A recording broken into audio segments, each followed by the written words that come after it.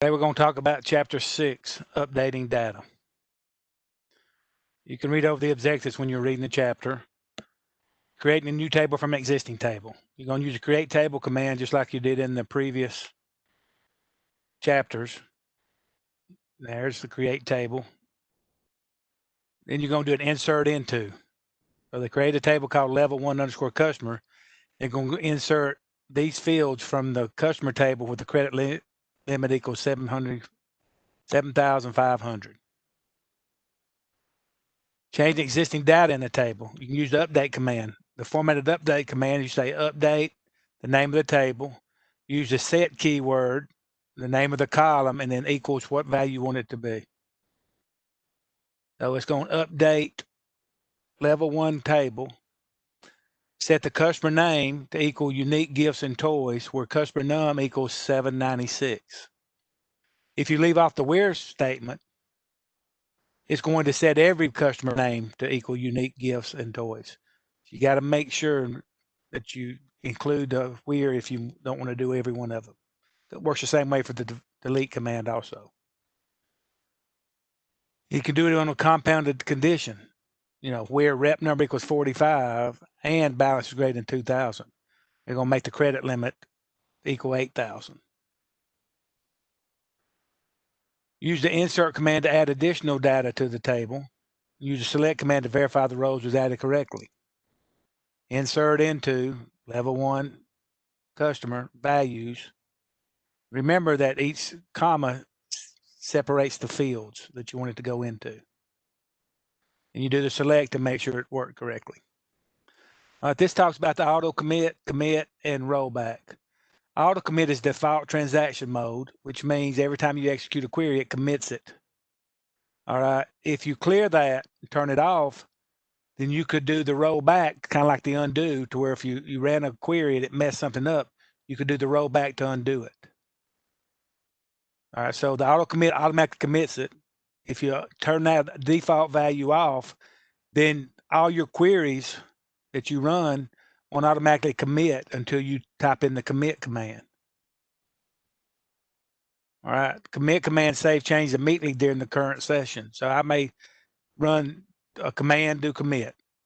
Then I decide, hey, I'm going to do 5 commands, do commit. It'll commit all 5 of them. It commits from the previous, everything that you've done from the previous commit on. The rollback reverses the changes you've made since your last commit. So again, commit automatically commits it right then once you type that command. Auto commit default turned on, it's going to do it. You have no control over it. Rollback is like the undo button. It rolls back the changes that you made. Transactions, a logical unit of work, a sequence of steps that accomplish a single task. So far, we've been doing 1 SQL statement at a time. Well, to complete a task, I may need to do 10 SQL statements. All right, so I can run all 10 of them. And then if it's completed successfully, I can do the commit command. And that commits them where they can't be rolled back. If they're not successful, I just do roll back, and it lets me modify it and start over. Before starting updates for a transaction, of course, you need to commit all previous updates. You cannot complete a rollback if it's been completed. All right. If all the updates complete, use commit again. That's the auto commit. Now, this is in Oracle. So MySQL won't be set up. That there's a property in there that you can turn it off. Changing and deleting existing records. Use the delete command to delete existing records. Delete, and then the table. Where clause is condition. All the rows satisfying that condition will be deleted. So if I say where state equals Georgia, every row that has the state of Georgia will be deleted. If no conditions, then like I said earlier with the update, all the rows will be deleted. So this is just going to delete customer number 893. If I said delete from level 1 customer and ran that, it delete every customer. And that's showing you how I can roll it back and get the row back. Oh, I deleted the wrong row. Let me undo it and get it back. Change the value in a column to null.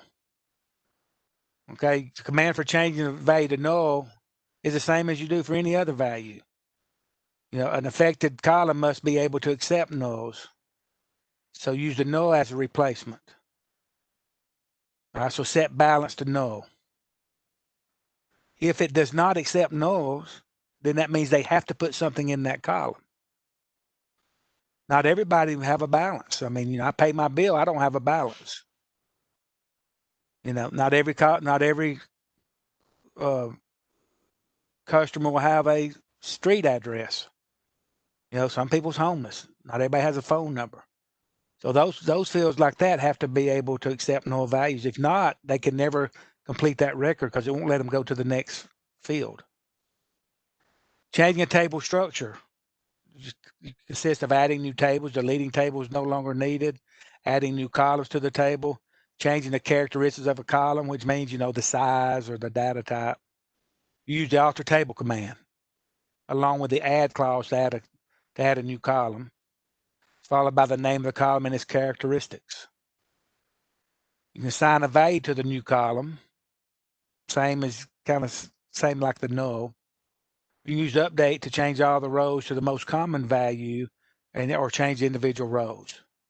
So this is adding a column. It's going to add a customer type column, char1. This one is changing all the customer types to R. So every record in there, we had 1,000 records, the customer type would be R. Kind of like a default value, And this one right here is changing customer number 334, customer type to S. So notice you use the set keyword. And that's the describe command is showing you that the column was added. Use the modify clause on the alter table to modify existing columns. And you can use the null in place of the not null.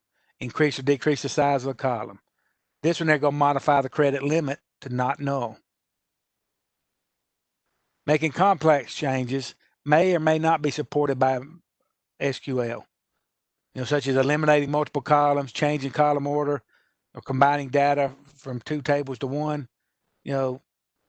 It's best just to create a new table if you have those complex changes.